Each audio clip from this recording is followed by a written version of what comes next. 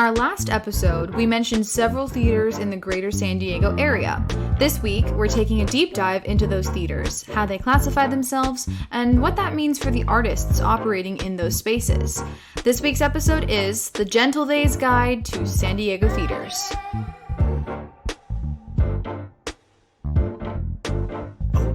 And that's tea, actually. How are you, Key? I'm good. It's hot as hell today. Yeah, welcome to summer. Welcome to summer. I thought they were gonna give us some time.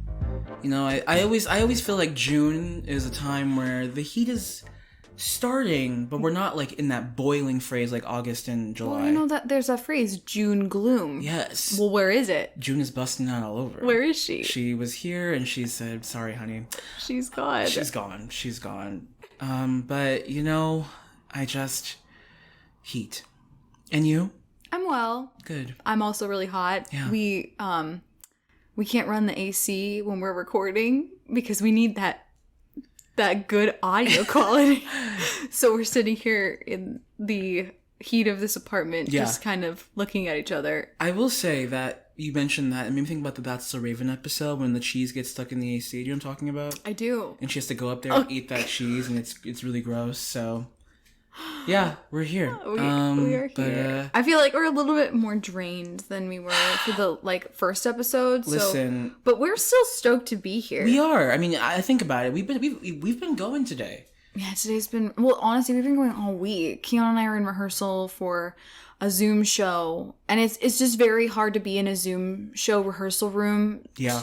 Now. Yes. A year ago, it was fine. It's just now, it's like, wow. And especially, not to be this dramatic person, but, on my end, it's just difficult for me because, I'm not acting in it, but I'm on this really cool thing called Slack with the writer and the dramaturg and the director. Oh, you're on Slack? Yeah, we're on Slack talking about... I've always wanted to be on Slack. We're on Slack talking about ideas, but it's just hard because essentially I'm just listening and typing all night. Yeah. So my eyes get tired. I might have to buy new glasses.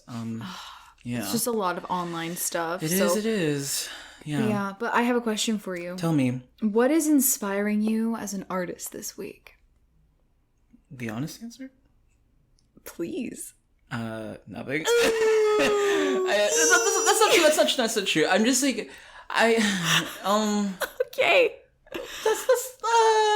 But that's fair. Yeah. I just don't know if I don't know if let me say can I rephrase the question? Thank you. Please go ahead. Okay. What are you watching this week? Fantastic question. Or listening to this week that makes you feel something? Yeah, it's gonna be Mr. Robert Burnham, or as some know him, Bo. Mr. Burnham. Mr. Burnham. Mr. Burnham. Oh. Do you remember that? Yeah, I do. Is that from what? It's from what? That's from what? Yeah. Bo! Oh my god, Mr. Burnham. Oh my god. Never waste a moment. Any moment can become a comedy moment. But I am listening almost every day to Inside. If you haven't listened to or watched Inside on Netflix, do yourself a favor. We don't even mind. Turn this off. Do yourself a favor. Go listen. Go watch. It's an hour and a half of just really, really intense art that I appreciate so much. Yeah. For multiple reasons. It's funny because that was a moment that that's that moment, specifically Bo, oh my god, because then it goes we think we know you, and it's woof. But no, and I saw what live, which was Can you talk about that? Yeah. So when I was a junior in high school, he came out with that special. And I had heard words because people in the theater club were singing to it, but I was like, I don't know who this is. And so yeah, I ended up really getting into it, and I can't remember if he was at the Lyceum or the Horton Grand. I want to say it was the Horton Grand because that's where all the brick is. But yeah, I saw what, and it's crazy because at that time, it's he just turned 30, as he says in Inside. He was 22. Yeah. He's so godforsaken tall, a literal green bean giant. Oh. But one of the most I think I was so moved because he really doesn't. it's like it's mostly lights that he's working in, you know, but it's just him and his piano, you know. It's him, his piano, the audience, and his lights. But he really knows how to like dynamically capture a room and like make the stage fill. You know, he was one of the first like YouTube stars. He was like one of the first people who was able to like gain a following on YouTube. And when Words came out when I was in high school, me and my friends, you know, we were in the theater world. We were like, oh, you don't have to have a stage. You don't have to have all of this stuff to like have something incredible and make art and make a difference and have impact. And I was like, wow, do I respect this person? And like he also is a little like he's kind of an anomaly because he is probably, and I hate saying this about a white man, but he is a genius. Yeah. And he plays like every instrument. Yep. And so he is very gifted. And so when I watched Inside, I was like, oh, some artists aren't going to like this. No. And I can tell you why. It's because he did this during the pandemic. Yep. And it was during a time when a lot of artists weren't doing anything. A lot of us were being really hard on ourselves. We sure were. What do we have to show for it? And what did Bo have to show for it? And it's this incredible special. So I'm mainly just grateful to him because I felt something. I felt something really deep. And it's interesting because he's not, like I said, he quit performing, you know? And so like, it's like we're not, and I guess I speak for like I don't know. I mean, he went back to his roots, which is like he went back to doing videos, and so I mean it's a film thing, but like I don't know. It's just if you have a chance, if you've never heard of Bo, definitely check him out. He has all of his specials except for Words is on Netflix. Watch Make Happy, watch Inside. I guess Bo's making me feel inspired. I don't know. He's always been a very special. I admire him a lot for his work, so I would say he helped solidify like my love for comedy and also just dark comedy. That's what I love. That's what I live for. Absolutely, it's my bread and butter right there. I appreciate Bo. So I guess our favorite thing that we're watching this week is the same. Yeah, and listening to it on Spotify or Apple Music. I guess we've been streaming it in the car. Yep, singing it literally not even 15 minutes ago. So okay. There's something exciting this week. We have our very first listener question. This question comes from Ed Hoban. Hi, Ed. He is a wonderful listener. I think he was the very first person to listen to this podcast other than us. So I feel like I have to say this, but a shout out to my bougie bitch. Hi, Ed. So Ed Hoban asks, this is related to the episode, so I figured... How many theaters are on Broadway? And what differentiates a Broadway show from an off-Broadway show? Yes. Wow. So that first part, no, we did look this up yesterday. Yeah, we did. Ed, I'm not going to lie to you. We definitely researched this and looked this up. But do you want to give the answer? Well, so the answer is 41. There are 41 Broadway theaters. It's interesting because I knew there were more than 40. I thought they were 50. They're 41. Yeah. And that's like a lot. It's a lot. It's definitely, I didn't think that it was that many. No. But so then the second part of that question is, okay, what differentiates that from off-Broadway? Correct. And then I will just add on top of that off-Broadway. So this is from playbill.com. The distinction generally has to do with the theater size, but not 100% of the time. Okay. Theaters with up to 99 seats are generally considered off-Broadway. Okay. 99 to 499 seats generally denote off-Broadway, and 500 and larger generally denote Broadway. Wow. So there are exceptions, and some of those exceptions overlap. Okay. But the real key is what sort of contract the production has. Interesting. Yeah. And I will just like explain that a little bit more because it also has to do with the fact that it is in New York and on Broadway. So the fact that Broadway is the name of a large boulevard in Manhattan sometimes confuses the theater goer as well, because many theaters were located on Broadway, the street, at the turn of the 20th century when the nickname was bestowed. But today, only 3 Broadway theaters are actually on Broadway. Interesting. Wait, which ones are? The Winter Garden. Okay. The Marquee. Okay. And the Broadway Theater. Okay, hold on. The Winter Garden. Yep, I don't have it. You don't have it? I was like, the Marquee is. Ooh, I don't know. I don't know what's playing at these. See, I have a game for us, but I'm about to lose. I don't know. I know we're both gonna lose, but wait, I can give you the answer. Do you want the answer? No. Okay. No, go ahead and tell me. Because I actually did know this one. Okay. It's The Music Man. That's right, because Beetlejuice was there and they kicked it out. They kicked it out. You know what, though? Hold on. Are we about to talk about Beetlejuice? I mean... Don't do it to me, Kian. Don't do it to me. Okay, I will level with you. The music sucks.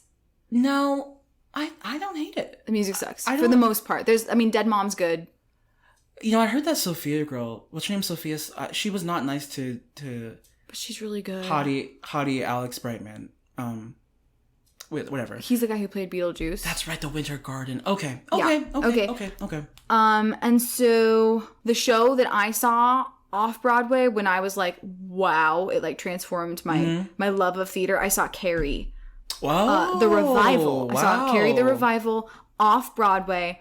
And I believe that was more than 100 seats, so that would just be considered off-Broadway. Goop. Not off-Broadway if it was less than 99. Goop. Wow. So hopefully we did your question justice, Ed. Yeah, thanks for it. And if you listeners, if you have some more questions, send them in. Yeah, you can DM us, you can email us, you can text us if you know us. Because let's be real, most of the people who are going to be listening right now are just our friends. And we love you, so thank you. So cool. Thank you. And thanks for being there for us. I'm like, should we play the game? Okay, we'll explain the game. Okay, so I thought about this yesterday in the shower. So I thought to myself, we started talking about Broadway theaters, and I thought, I don't know all of them, but I wonder if we like secretly. So the game is this: we're gonna each have 1 minute. We're gonna try and list all the Broadway theaters that we know off of memory. Mm-hmm. Bonus points if you can name the show that is either currently, or I guess was before COVID, playing at that theater. Yeah. But like before the pandemic, we're like right now. Right now, correct. Or coming back. And there is a list on playbill.com, so I have the list once we're done. Sure. But we're going to see how many we can get, and we're going to have a minute. Sure. Who wants to go first, me or you? Definitely me, because it's going to be real fast. Okay, here we go. Wait, can you set a timer? Yeah, I have a timer on. Okay. So, Jill Jones, you have 1 minute, and your time starts now. Okay, 6, the musical, is at the Brooks Atkinson. Oof.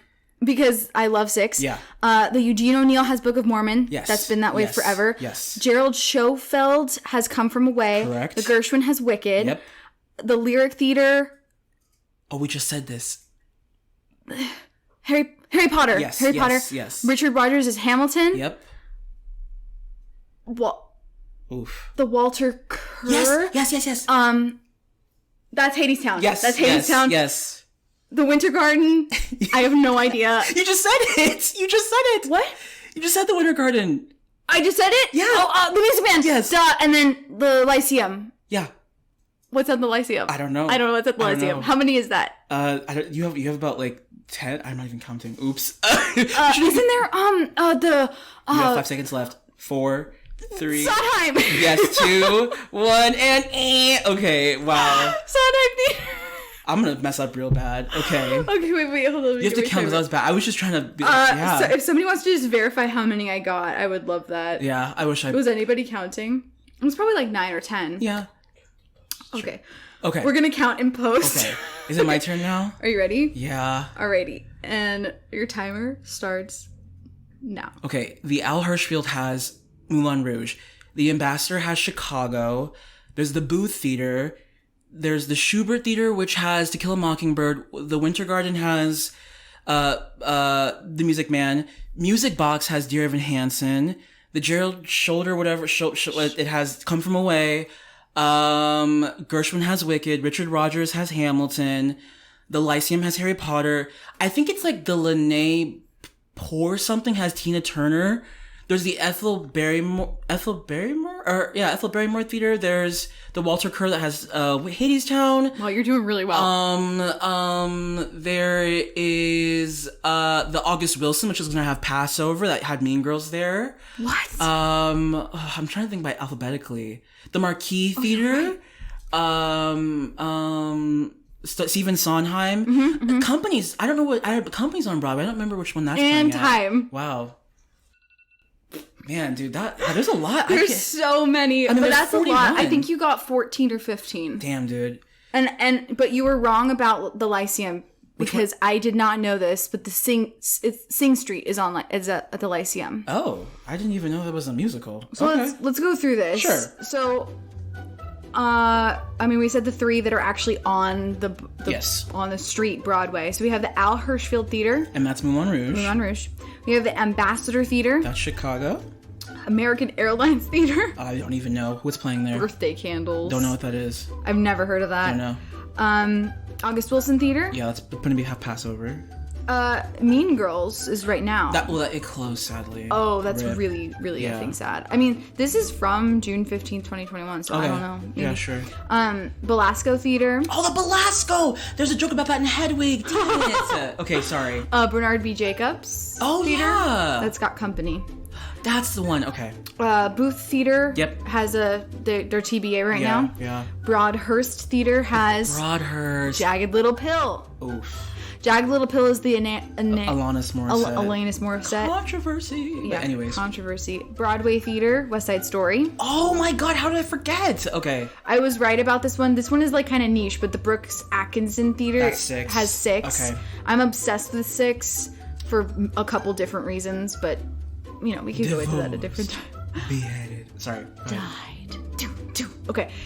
Circle in the Square Theater. Do not know that. They're playing American Buffalo. You know what I forgot? The Studio 54 Theater. Okay, sorry, keep going. Okay. Court Theater. They're playing The Minutes. Nope. Ethel Barrymore. Oh, the Minutes. That was oh my god, why am I forgetting his name? He's the dad and he wrote August Osage County. Oh, Tracy Letts. Tracy, thank you. Okay, sorry. Ethel Barrymore Theater, their TBA. Okay, so it was Ethel Barrymore. Okay, yeah, I was right. Okay, yeah. Eugene O'Neill has the Book of Mormon. Book of Mormon, I forgot Eugene O'Neill. Gerald Schoenfeld That's Theater, Come From Away. Shout out Gino Carr. Gino Carr. Gershwin Theater, Wicked. Okay. Helen Hayes Theater, Take Me Out. Oh. Hudson Theater, Plaza Suite. SJP and Matthew Broderick, baby. Imperial Theater, Ain't Too Proud, The Life of Times of Temptation. Come on, Dominique Morisseau. Come on, oh, damn, I forgot his name. The John Golden Theater, they have a TBA right now, but their longest running show was Avenue Q. Wow. Boy, do I wish that was still running. Yeah, love puppetry. The Longacre Theater. Beaker. Oh boy.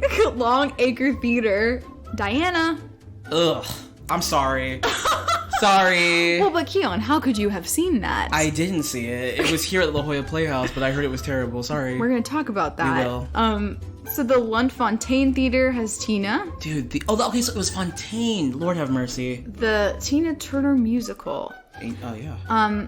Lyceum has Sing Street. Okay. Lyric Theater has Harry Potter. What is going on today? Harry Potter. Harry Potter and the Cursed Child Parts 1 and 2. Correct. Majestic Theater. What is it? The Phantom of the Opera. Well, I don't like Andrew Lloyd Webber, so I'm surprised I didn't remember that one. Kian, this show has been running since Forever. 1988. Forever. Yeah. That means since before we were both born. I think it's the longest running musical. I think it now has surpassed. Okay. Okay, the Marquis Theater. Yep. TBA. Minskoff Theater has The Lion King. That's what I forgot. Okay. And that it's still in its spot. Like it's been the longest running show. Okay. There. The Music Box Theater has Dear Evan Hansen. Nederlander Theater has the Aladdin? Lehman Trilogy. Oh, okay. I don't know that. Me neither. Neil Simon Theater has MJ the Musical. Don't know it. Me neither. Aladdin is at the New Amsterdam Theater. That's what it is. Palace Theater, they don't have a show running. Okay. Richard Rogers Theater has Hamilton. Samuel J. Friedman Theater has How I Learned to Drive. Oh, wow. Powerful play. Sam S. Schubert Theater, To Kill a Mockingbird. With Ed Harris. Frozen is at the St. I James. don't care about Frozen.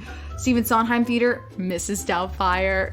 Kian, have fun. Thanks. What if it's really good? Okay, so probably will be. really fast backstory. Keon's going to New York. Yes, I am. In October? Yes. And he, as a joke, do you want to tell a story? Okay, so as a joke, I'm going with two really good friends of mine. As a joke, we were gonna buy tickets and be like, ha, it's her birthday. We're like, we're gonna buy tickets for your birthday. We were like, what's the show that she would hate to see? We thought it was Mrs. Doubtfire. We go, we're gonna see Mrs. Doubtfire. She goes, oh, I'm so excited. So we ended up buying tickets. So Fun. be seeing it. See you soon, Rob McClure. Studio 54 has Caroline or Change. I really want to see that. Me too. Vivian Beaumont Theater has Flying Over Sunset. Nope. Walter Kerr has Hadestown, which I also will be seeing. Oh my god, I'm so excited for you. And then, like we've already said, the Winter Garden has The Music Man. And that's the 41 Broadway theaters. And this is like current, so... Yeah, things have changed because Mean Girls is closed and so is Frozen, so... Everyone, go have fun in New York City. Because, by the way, today, the day that we're recording this is June 15th, and we... California. It's supposed to be happening. I mean, Gavin Newsom, did he tweet today? Yeah, Gavin Newsom tweeted today. He was like, no more social distancing, no more capacity, no more colors and county tiers, no more masks. And this is just like I'm sure everybody who's listening to this knows this, but just because the state is saying that doesn't actually mean that that's necessarily true. Correct. Because any business can be like, hey, no shirt, no shoes, no service. Correct. No mask, no service as well. It's up to the actual businesses. Which is interesting because, San Diego theaters, kind of to segue, I think we're all in a place right now where it's like, we know that audiences probably don't want to wear them inside. I'm sure people don't want to wear their masks to go see a show, but it's like, yeah, that's the vibe I'm getting when talking to patrons on the phone. Yeah, I'm at people are like, oh, I'm so excited that there's no masks anymore because I didn't want to have to go back and wear my mask. So, well, since we're on the topic, let's talk about San Diego theaters and the many that we are lovely to. We've got a lot of them. We have a lot, baby. So San Diego is really, I'm just gonna say, special. Yes, because we have two. Come on. What are they called? LORT theaters. So that stands for League of Resident Theaters. And in talking about these theaters, I am just going to give a very brief overview of what that means. Come on, because it's I honestly I did not know this, and I was confused about it for a while. But the League of Resident Theaters is the largest professional theater association of its kind in the United States, with 75 member theaters located in every major market in the U.S., including 29 states and the District of Columbia. LORT members collectively issue more equity contracts to actors than Broadway and commercial tours combined. Which is crazy to think about, but it also isn't, because yeah, you got to get your experience where you can. But there are 1, 2, 3, 4. There's seven? 9 in California. Okay.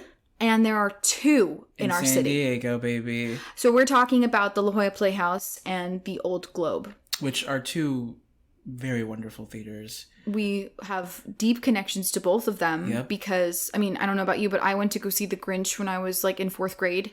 Okay, I didn't see it till I was 17. Oh, okay. Yeah. I just have really vivid memories of going to Balboa Park, which is a really iconic place in the middle of San Diego. Yeah. And the Old Globe is just beautifully nestled right in there. It's this gorgeous 3-theater venue. Yeah. That is famous here. There's the White, which is where they kind of do their more small. That's where I've seen the best play I've ever seen in San Diego, which was Uncle Vanya. Oh, you're bringing up Uncle Vanya, are you? Uncle Vanya is the best play I've ever seen in San Diego. Ever. Which is so odd to say. Chekhov plays are usually not incredibly enjoyable. No. But when I tell you that this director, I heard that this director wasn't very kind. That's a shame. But boy, did he give results. It was incredible. Incredible. They had, so it was in the round. Yeah. The set was really minimal. Very, very, very minimal. I mean, it was just wood floors and a table and chairs, really. But the thing is, and one of the points of like Chekhov's work is to show on stage what you would show in real life. Yeah. And I literally felt like I was listening to conversations I wasn't supposed to be listening to. Yeah. I felt like I was entrenched in this family's problems. I mean, they had microphones hanging from the wall because it was so quiet. They were whispering on stage. And then they straight up just at some points would just turn around and talk to you. It was really good. I think the actor's name was Jay Sanders, who played Vanya. Oh my gosh. Fantastic man. Anyway, sorry, tangent. But so that's the Old Globe, and then the other Lort Theater in San Diego is the La Jolla Playhouse. La Jolla Playhouse. So Kian just mentioned Diana. Yes. So one of the things that La Jolla Playhouse is really famous for is getting shows to Broadway. I mean, Come From Away. The Tony... Oh, it did not win a Tony. It won... Well, Christopher Ashley, who is the artistic director of La Jolla Playhouse, did win a Tony for the directing, but that musical didn't win a Tony Award.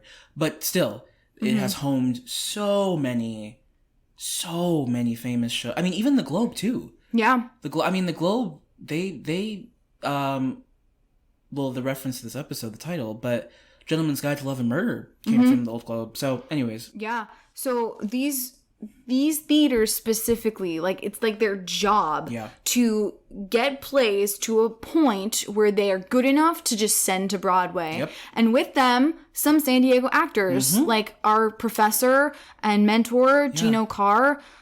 He was in the original cast to Come From Away and got sent over to Broadway and had a nice little career on Broadway. Like, amazing.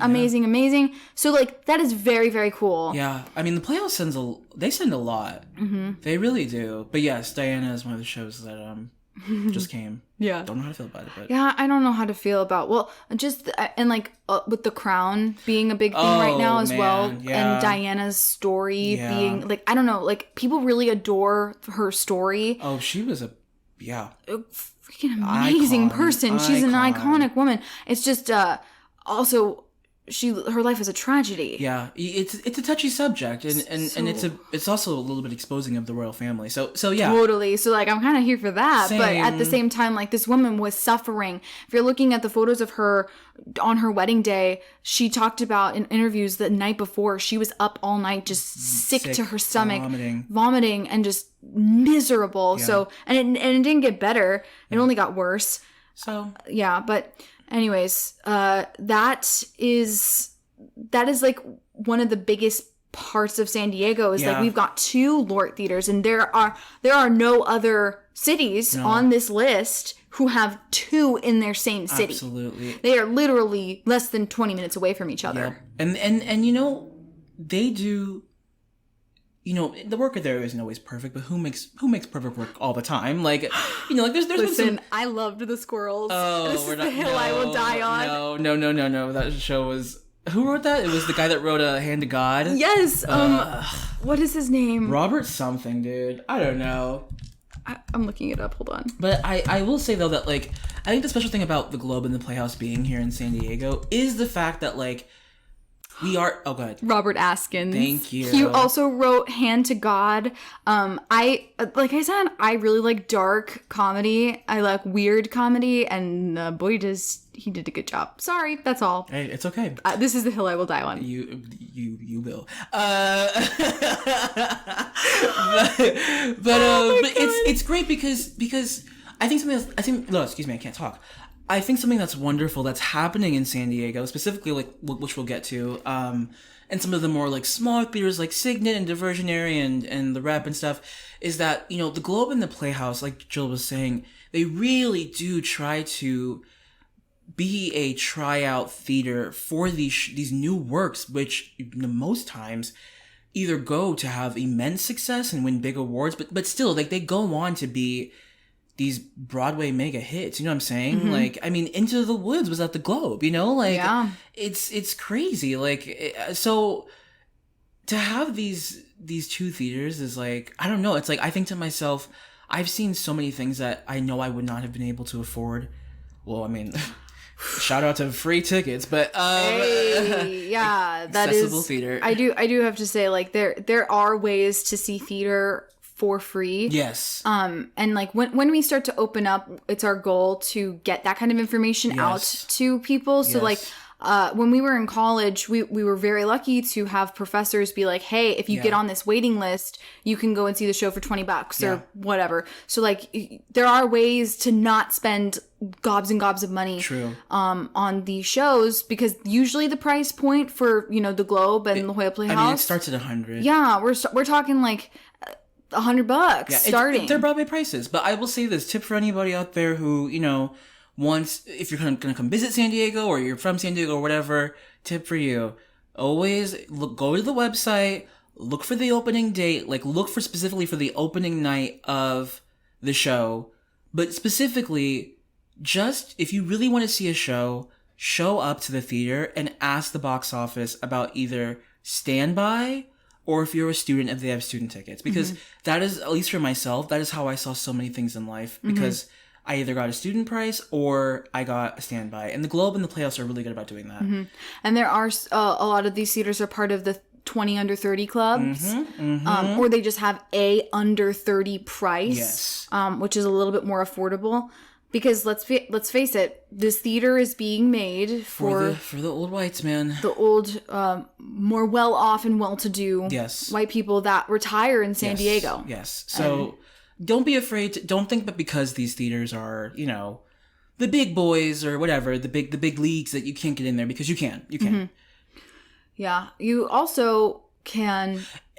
Yeah, you can work at a theater too, because you can work at a theater. There are some really amazing discounts for if you like work in the box office, or you hang lights, you get comps for the season. Like, there are ways to do that. I will just say that, if you are somebody who is passionate about theater, the best way you can do that is to just insert yourself into the theater in any way you can. Like, and it does require you to be a little bit outside of your comfort zone and probably talk and get to, like, introduce yourself, but, like, the results are going to give you the tools that you need to, like, be in the field you want to be in. You know what I'm saying? So I say go for it. Definitely. Yeah. So the League of Resident Theaters also serves as a way for the member resident theaters, they're also called regional theaters, to bargain collectively with oh my good lord.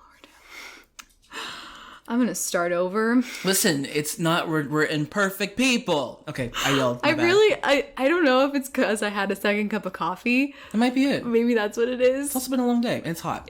It's really hot. Y'all, it's getting up there. Do you want to take a break? Are you hot? You know what, maybe let's take a break and we'll come back. Sure, we'll come back. So we're gonna take a quick break and then we'll come back and we'll do... Yeah, we're gonna have a word from our sponsors. We'll be right back after a word from our sponsors. Thank you.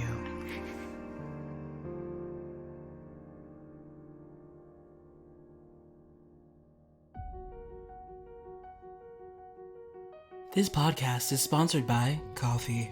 Hi there. If you're like us, you're constantly skating the line between, am I dead? Or have I just not had my coffee yet?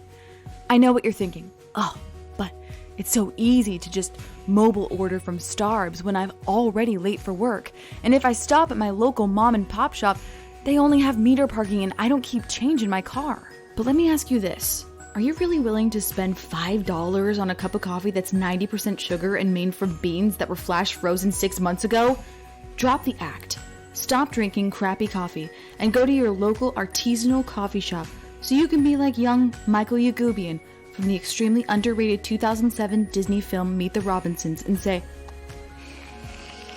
"Ah, that's good, Joe." Covfefe is not for everyone. Java poops are a real thing. Please enjoy responsibly. And honestly, I'm more of a tea person. And now, back to the show.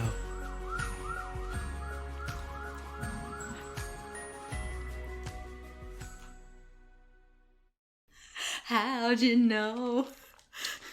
Now welcome back to our show.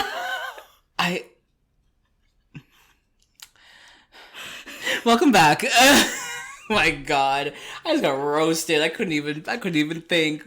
Got me right in the goddamn... Okay, sorry, I shouldn't swear. Listen, are we both trained in improv?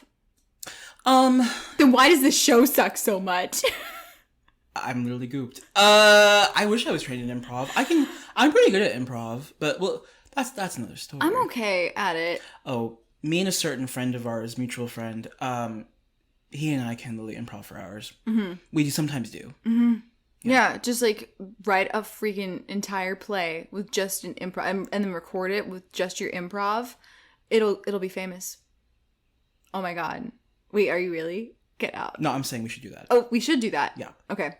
Anyways. Resident Theater. So, Resident, right? Yeah, we're talking about the League of Resident Theaters. So the LORT serves as a way for member resident theaters, also called regional theaters, to bargain collectively with Actors Equity Association, the Stage Directors and Choreographers Society, and United Scenic Artists, as well as other major labor unions in the entertainment industry. So it's a way for them all to kind of communicate together. Right. Now, this is so off topic, and I'm just going to ask this question. If you don't really answer, don't worry about it.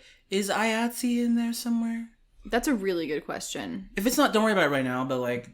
Well, maybe, do you want to explain what IATSE is? Yes. So, as I look at this symbol, I realize that this is the symbol that appears on PBS all the time. Oh, yeah. But it's the International Alliance of Theatrical Stage Employees, which, I mean... Stage employees are extremely important. I just want to say that really quickly. Yeah, it won't happen without them. So. Like, literally, if you're disrespectful to stage employees, you can get out, because we don't do that here. No. But I was just curious, because I wasn't sure if that fell under that category. And once again, a reminder that we don't know everything. Yeah, well, there are going to be people who, like, are a part of IATSE that work at LORT theaters. Mm-hmm. So, in that case, absolutely, yes, they are a part of this. But... when we're talking about the different theaters in San Diego, we'll say terms like regional theaters versus community theaters versus professional theaters. Yeah. And then like there's touring theaters. Yes. So they're categorized, at least LORT theaters are categorized into tiers A through D. The tiers that are B plus through D are determined by the weekly actual box office receipts averaged over the last 3 complete years. They literally said, let me see the receipts. Yep. I want to see the receipts. Oh, yeah. And then no theaters can move in or out of tier A except for the recent transition of the Ford's Theater from A to B. Girl, who made these rules? Well, but it's sad because it's probably because of the pandemic. Oh, true. Anyway, so the categories and the box office receipts are B and over, $110,000 and above. Oof. And then B would be $70,000 to $109,000.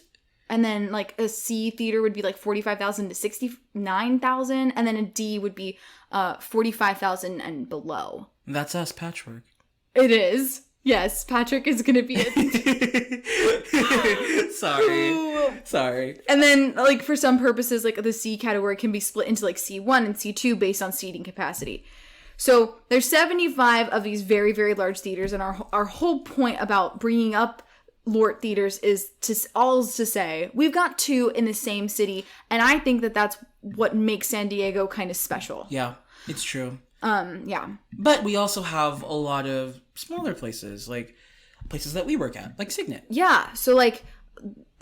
the 2 LORT theaters, so like the Haute Globe, they produce reimagined classics and big budget spectacles, like, and artistic director Barry Edelstein is like, he's been there for a while. They've won 13 Tonys, and shout out Lamar Perry, who also works there. We love Lamar.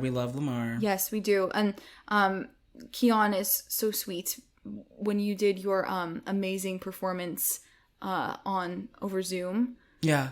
Wasn't he there? He was. Yeah.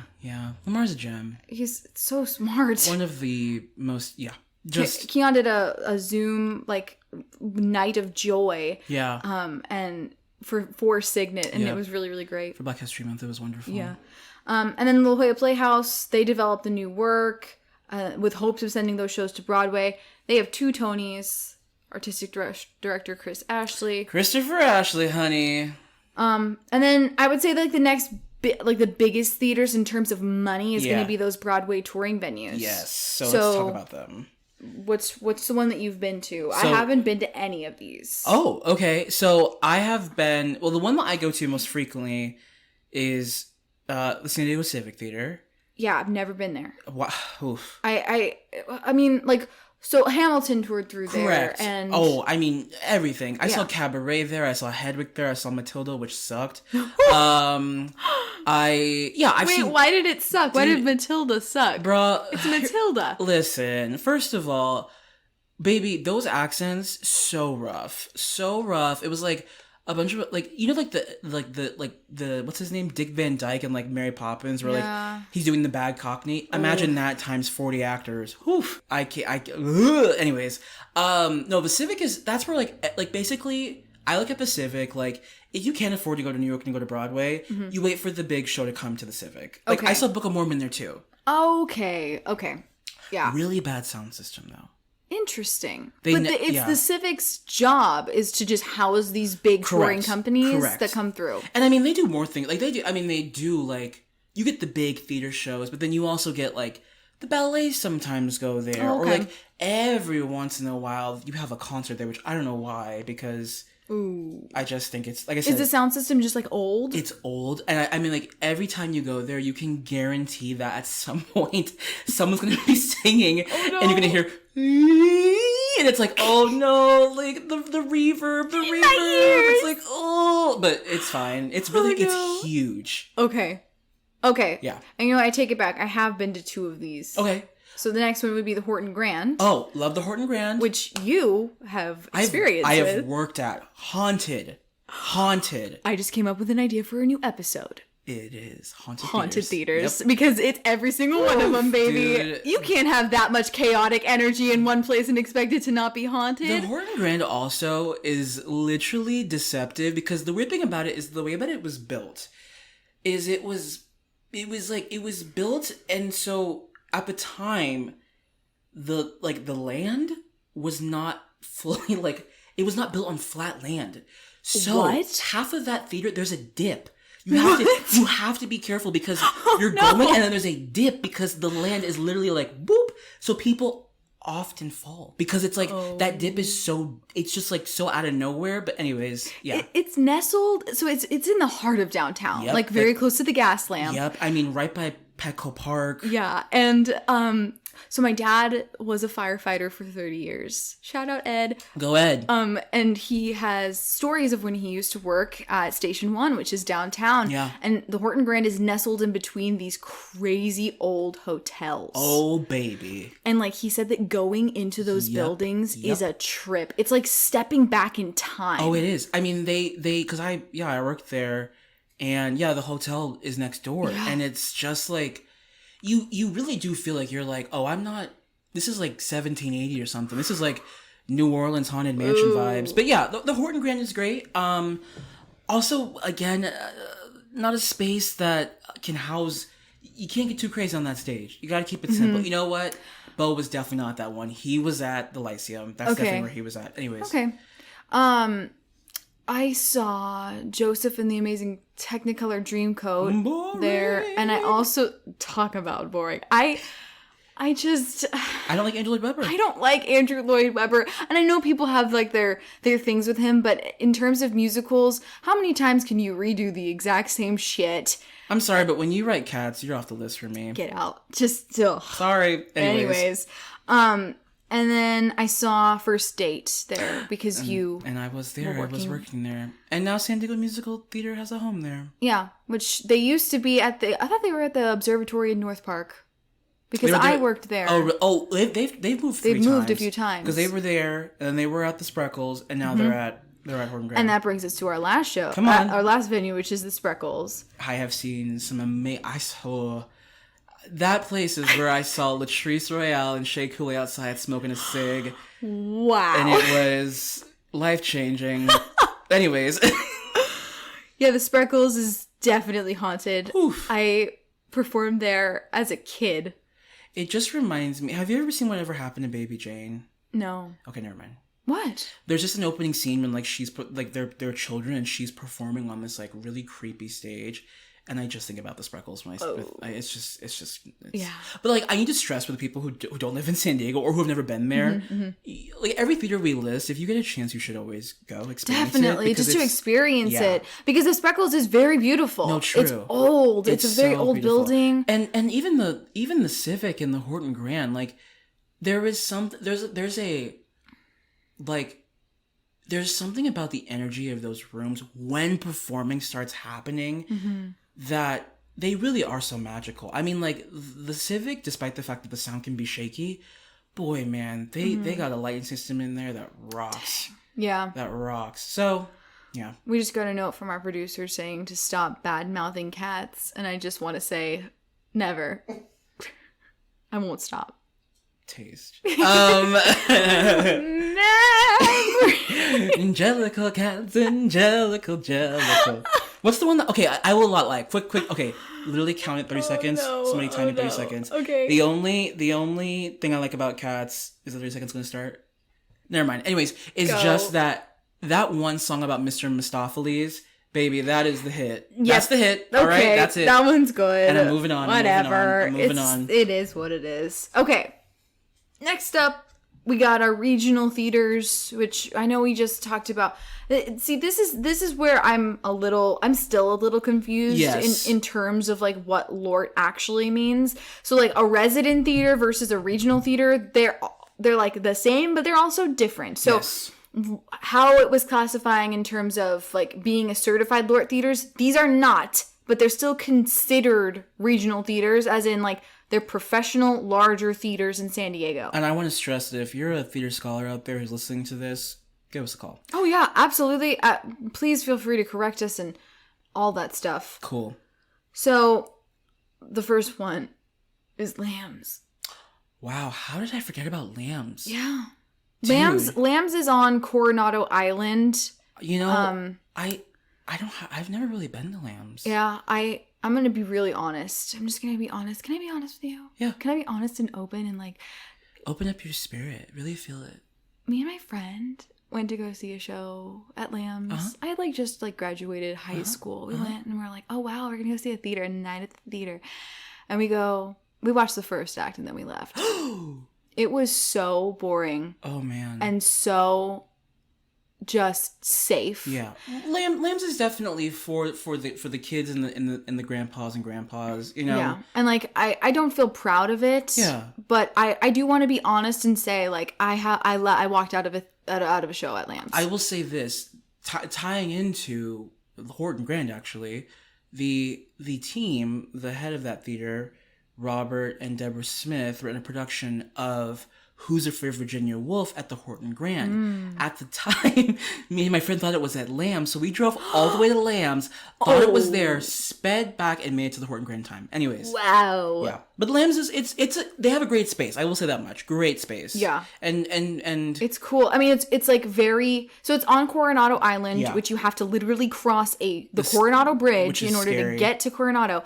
And it's like on like a pretty busy street, and the stage is in the middle, but like it's really raked. Yeah. Like it's just super steep. The houses. It is. But you know, you can get some great, I've heard that, you know, I can't speak English right now, but yes. The next venue, North Coast Rep. North Coast Rep. I have never been, but I hear it is. I know it's another place that's in a shopping mall. I have a story about North Coast Rep. Okay. So I've seen a couple shows there. I saw Unnecessary Farce there. David McBean, who's he's an amazing actor, and he was also one of my professors. Oh, David. One of the best actors in San Diego. He really, truly is. He was in this amazing show, and I loved it. And then I went to see Hedda Gabler with a friend, and have you ever started, like, have you ever gotten sick and then you're getting over being sick and then you have like a tickle in your throat and you get it and you start coughing and you can't stop coughing? I started to cough and I was like, oh no. And then I started gagging and like I almost threw up and I didn't know the space this well. So like I left. I went into like the corridor and it was locked. And I got trapped. I couldn't go back and I also couldn't cough. So I was still in the theater. I couldn't get out to the bathroom. It was after intermission. I started to cough and I couldn't leave. And then I couldn't go back, so Hedda Gabler, like, shoots herself, and I'm just back behind, like, literally, like, gagging and almost, like, throwing up and also having a panic attack because I was so embarrassed. So what you're saying is that North Coast Rep gave you some good trauma. Yeah. I am truly traumatized from that. Well, definitely, it's a drive. It's another one that's it's in Solana Beach. It's in North County. It's like you pass Del Mar and it's like a couple exits off. But like have not been, but yes. I'm really sorry about the spoiler alert I didn't give a spoiler for Hedda Gabler. Oh, Mama, listen. If you ain't read Hedda Gabler, girl, that story is how old? But actually, it was very good. You know, I believe it can be a good piece if it's directed. Yeah, it was pretty good. Yeah. I really did enjoy the half that I saw. I would love to see Cate Blanchett play that role. Okay. Next is Moonlight, which we did talk about in the last episode. We did. Vista. Moonlight, and that's even further than North Coast Rep. It is. Up the 5. Get in your car. If you're coming to San Diego, you gotta get on the 8 to get to the 805. And okay, but the fact that you didn't make a Californians reference is a little bit disappointing. I'm so sorry. It's okay. I still love you. Who am I? You know that skit, right? Yeah. Okay, cool. Oh my gosh. So Moonlight, what have you seen there? Who's Tommy, honey? And that's all I've seen. I really wanted to see Kinky Boots. I wanted to see Chicago because I've never seen Chicago before. I love Chicago. Mm-hmm. But yeah, that's I forgot to mention for like these theaters. It's like Lambs. Like I said, Lambs is like more family oriented shows. North Coast Rep is very like, they do like more classics, I would say. Well, I don't know what really they would categorize themselves as. And then so we're on Moonlight, right? Mm-hmm. And Moonlight, it's just think about every like big musical you could do, and basically think about like take the Civic of like all those big musicals, but let them be off Broadway for like 4 years, and then Moonlight will do them. Yep, that sounds about accurate. Yeah. That's right. Yeah. And I haven't seen a show there, but I did want to let you know, you might find this funny or interesting. Sure. Dillon saw Chris Brown and Rihanna there when he was a kid. Oh, Lord. So... Baby, we don't do the Brown. We don't do the Brown. Not Chris. There you go. Rihanna, though, we stand Miss Fenty till the end of time. Ooh, get out of my way. Businesswoman. You in my way. Oh my god, I love her. Okay, sorry. Next is one of my favorite theaters in San Diego. San Diego Rep. The San Diego Repertory Theater at the Lyceum Theater in downtown.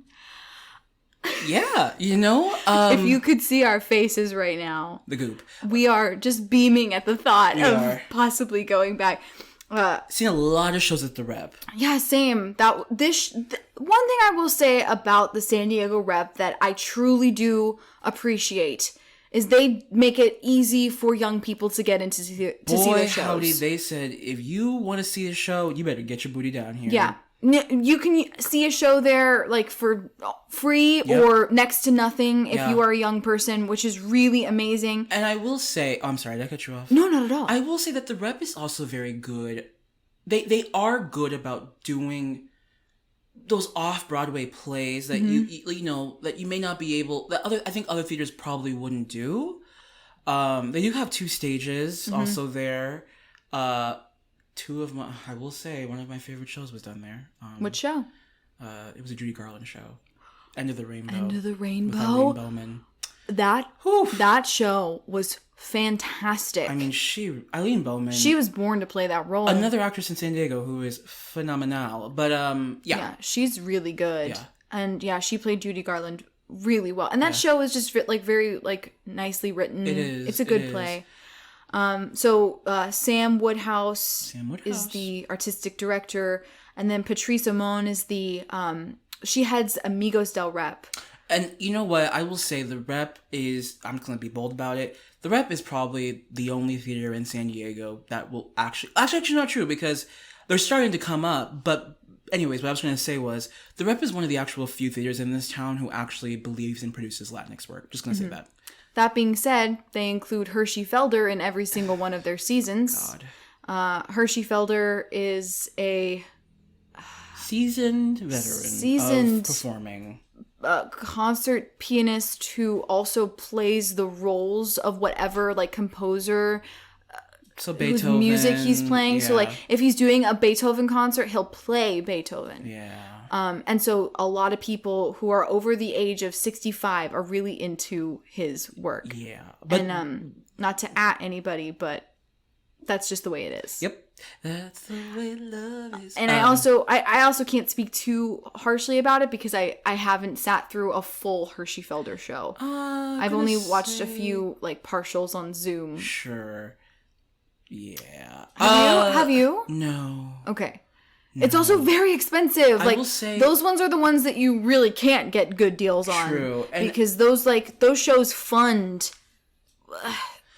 Yeah. The Rep has done some. There's been some great shows done there, you know. I saw Hand to God there. That's one of my favorite shows. Yep. One of my favorite plays. I love that play. Yep. Anyways, so the next show, the next theater venue that we're going to move on to is Diversionary. Diversionary, the third oldest LGBT theater. The third oldest. Mm-hmm. I don't actually know what the first two are. I should know this as a member, but I don't. Okay.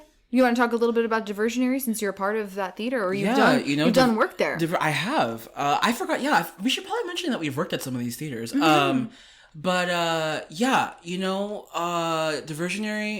is the LGBT theater in San Diego. It's wonderful. It's where you see all the work that once again is LGBTQIA+. But musicals, plays, sometimes like one person shows that are being developed. I think that I put Diversionary as this like celebrity theater where like you see a lot of like queer celebrities show up through that space. That's so cool. And it's actually really cool because it's also one of the few spaces that you see trans work. Actors who are trans or non-binary be able to get work there. Freaking awesome. Yeah. So they're very big pioneers, and Matt Morrow's artistic director is a wonderful, kind, very fashionable human being. You will always notice him because he has his iconic red glasses. And he's usually wearing a scarf no matter what the weather is. Oh. And it's usually sheer. See, that's like iconic. No, he is. He is. It's iconic behavior, really. Name another legend. You actually, yeah. And so the next one that we have on our list is one that we probably don't know very much about, unfortunately. It's Signet Theater. Huh. Yeah. I don't really know, what to say. Is it, it's in Bonita? Listen, why are we such dicks? We're fools. Why are we like this? We literally are both employees of this theater. Yeah, so I've worked there for about 5 years. I am coming up on my 4th. And Signet is the venue where we're going to do the shows that some of these venues won't take the bold risk on. They will do the stuff that's... So our slogan is up close, far reaching. So we want to do the stuff that isn't going to get done at other theaters. For either being, maybe this is a little problematic, or maybe this show isn't going to make the money that we want. We're going to hopefully be the theater that's going to take a chance on shows, regardless of how well they're going to do. The last 2 theaters we've mentioned, like the Rep, Diversionary, and Signet, they really do... They all do their job of balancing both like classic work, but also really trying to begin to give San Diego a taste of newer work and I guess what some would call risky work. The Rep and Signet both have new play development. What's it called? But they have new play development that they go through that... Well, Signet's is called the Finish Line Commission. Yeah. Sponsored by Bill and Judy Garrett, who are... love. They're fabulous people who kind of actually helped us get through college. They did. Because they were sponsors at Grossmont of our Theater, where we went for, the first part of our college experience. Yeah.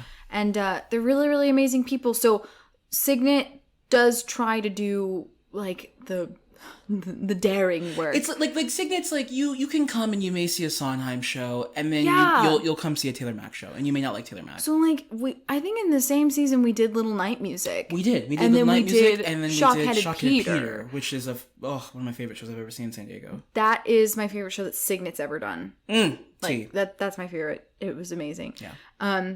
So yeah, shout out to Sean Murray and Bill Rob Schmidt Luffy and Robbie and yeah, we have good friends there and we're like, it's so interesting because as we are talking about this, I need to read this to you because I'm gooped. The Hoya Playhouse, the subject line says, "A return to our theaters." We're back with 3 world premieres. The La Jolla Playhouse is doing The Garden, To the Yellow House, and Bangin' It. They say it's been a long intermission, but we're elated to share this terrific news. We're returning to our theaters, and all I see is panic because I'm so scared at what's going to happen when I turn on those box office phones tomorrow. People are going to say, "Oh, well, the Playhouse is opening, so are you open yet?" And oh no, I'm so scared. Yeah. I'm just like, it's like, I'm excited. I am. I'm just afraid that. No, it's a lot. It's a lot to think about, and it's a lot to think about in terms of like something we haven't mentioned is like, you know, like the Playhouse. A lot of these theaters try to house, like they have, as every theater does, like playwrights in residence. But there are some famous people who have come out of these places, like John Leguizamo and like Lauren Yee and Rachel Chavkin have all come from the Playhouse. You know, like Signet's done Kate Hamill. So it's like, but it's interesting as you talk about reopening. It's like these world premieres, which you know, I think Signet was trying to do more of. Mm-hmm. It's like so hard because even for me, I go, I don't know what those are. I know, and I'm like, what? So I don't really care, but I get what you're saying. But like the Playhouse has that rep, that like they've got like the rep. Of like, oh, if you go to a La Jolla Playhouse show, you know you're going to be taken care of. Yep. You know that you're probably going to enjoy what you see. Yep. Except for everyone hating on the squirrels. It wasn't a good play. Listen, okay, it was really over the top, but I just love the tales. Anyways. Never mind. Listen, we don't have to talk about it. I'll just like think about it by myself in my room. Why am I so weird? Sitting up in my room. You know that song by Brandy? Yeah. Okay, good. Okay, so next we're going to move on to our community theaters in San Diego. Oh yeah, right. Yeah, go ahead. Did I miss one? Okay, there's one that I want to mention that I don't know if it counts as a regional theater. Mm-hmm. Is Moxie a regional theater? See, that is a good question. I have another category called gray area theaters. Okay, great. We'll get to that. Yeah, where I'm not sure, but I know for sure that these are community theaters because they either like say it, yes, or they have said it before in the past. And if we're ever wrong, please DM us, please text us, like DM us. We will correct it. But the first one would be Coronado Playhouse. Hey, I'm working there right now, so come see World Goes Round. It'll be like the first live show that Coronado Playhouse does. Oh my god! Since the pandemic. Yay. So come see World Goes Round. Love that. And then we have OB Playhouse. Yes, which is doing Rocky Horror right now. OB stands for Ocean Beach. Yeah. It is this daddy hole in the wall little like on one of the busiest streets in OB. To me, yeah, go ahead. Like a block away from the beach. They're real, but I will say, OB Playhouse is like, imagine, oh man, this is like, well, imagine if like the most creative artist who probably smokes a lot of pot opened up a theater and was like, I want everybody to like come and like it's community theater, but they're also really good about, they have a community board there that's like, oh, this is playing at Sigma, this is playing at like, so they're really good about being a voice in the community. Yeah, and they're just like, let's just like play. Yeah. And I love that about them. Me too. I truly do. Yeah. And we have good friends that have performed there. We do. And so, yeah, it's a really nice little place. Yeah. 10th Avenue. I've never been to 10th Avenue. Me neither. I don't know very much about it, Neither but do I. It's a community theater. We've got Scripps Ranch Theater. Hey, almost did a show there. But... I was assistant directing a show when the pandemic. Yeah, with Kevin Hapso Kaufman, and it was gonna be a really cool show. I was very excited about it, and man, screw you, COVID. It was a bummer. Oh, 10th Avenue does Evil Dead. Oh my god! Every year downtown. Yeah. Oh my That's right. God, love Evil Dead. Oh my God, give me Yeah. some Sugar Baby. Okay. Then Onstage Playhouse. Love them. It's Chula Vista, right? Yep. Yep. And yep, then yep. Lamplighter's Community Theater. Lamplighters and that's in La in Mesa, La Mesa. right across from the hold on, Amaya station. Yeah. Yeah, Charlie. I lived over there for 4 seconds. Rip. So those are our community theaters. Did we forget Patio Playhouse? Yep.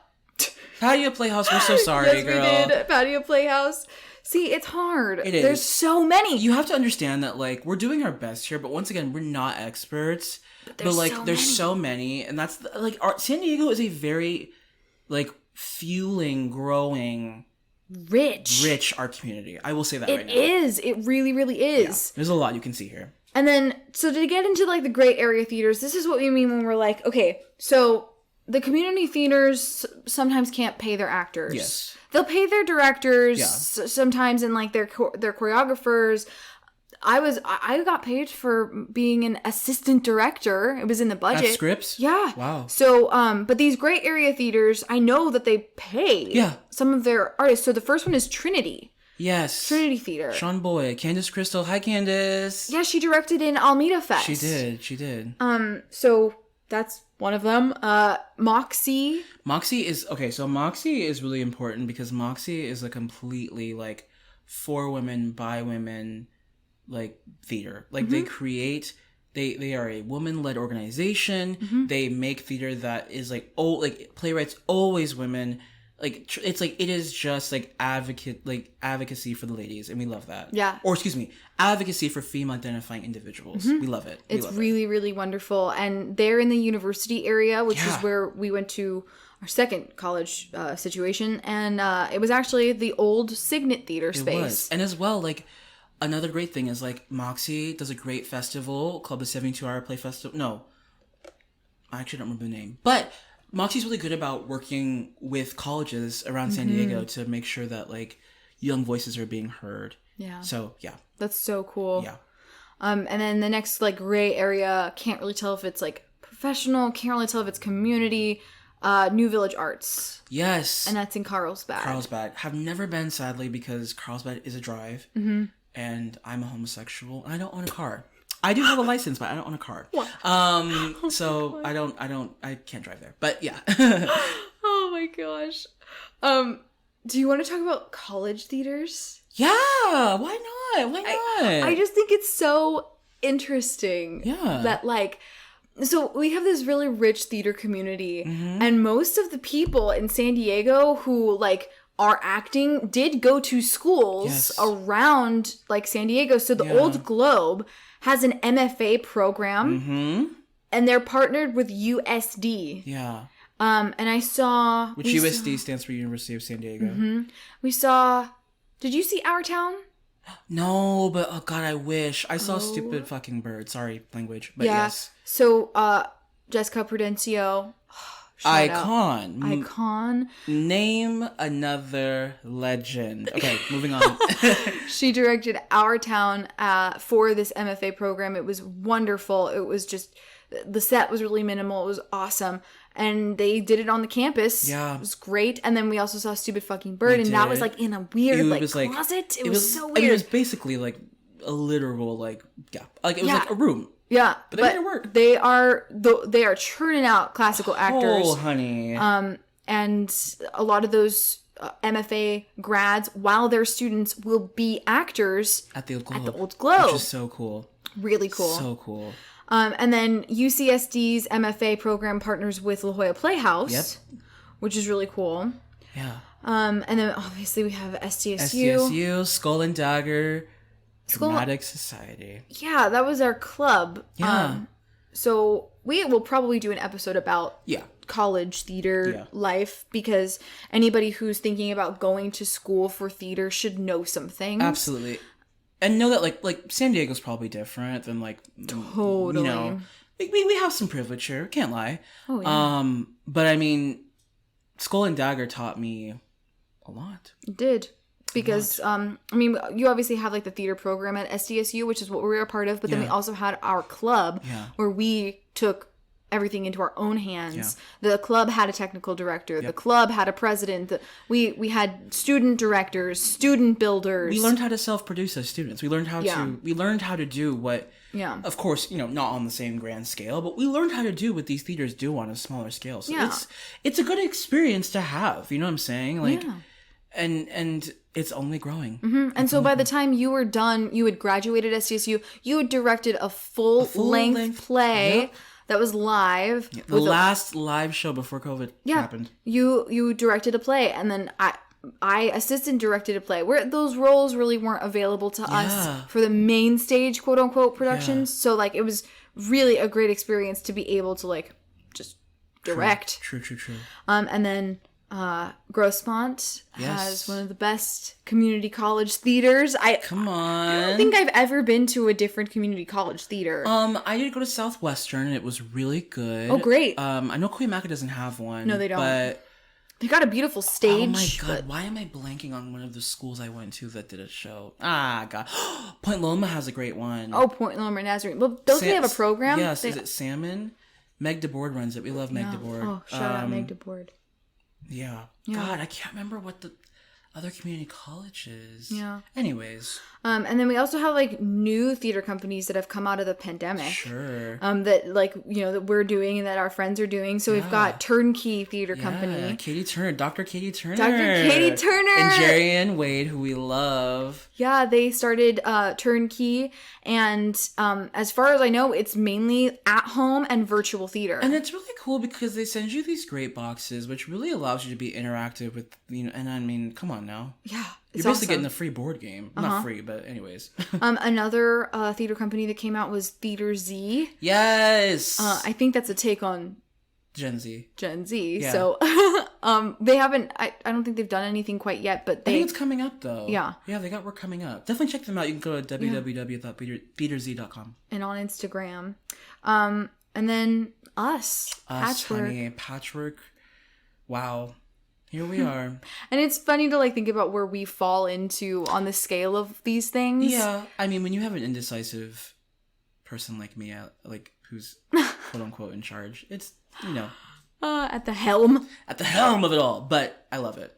So, those are the theaters in San Diego. If we missed any, please let us know. And then if you have any questions about what these different theaters are doing, like I just said, I read this email about La Jolla Playhouse announcing that they are reopening. Yeah. And it says that starting September 21st, we're going to relaunch live performances with a three-show season. And I think that the end of September is... It's a great timeline. That's a pretty good timeline, I would say. So if you're wondering, when is theater going to come back? I'm going to say end of September, early or like late fall. And I want to stress that, like, as to uplift what Jill was saying, that, like, revolving doors and, like, Patchwork, like, we really do want to, like, try and be an outreach for other San Diego. Like, we want to go ahead and be like, hey, we get it. You can't always go on the internet, but maybe when you're in your car or whatever, like, you can listen about these things. And yeah, if you have more questions, you can ask us, or if you want to know what our favorite San Diego shows were or stuff like that, Jill and I can talk. So Talk forever. Talking.